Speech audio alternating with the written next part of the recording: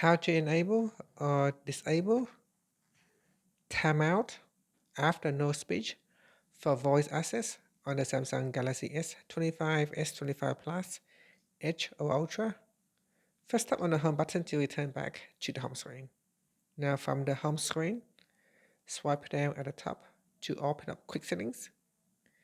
Then tap on the settings icon. Next, we then scroll down to the bottom and tap on accessibility. Next, tap on interaction and dexterity. From here, tap on voice access. Then we go down and tap on settings. Now in here, scroll down and tap on timeout after no speech.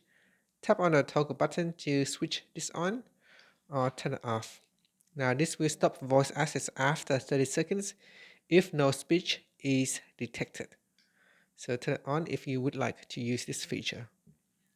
Finally, tap on the home button to return back to the home screen. And that's it. Thank you for watching this video. If you find it helpful, please like and subscribe to my channel for more videos.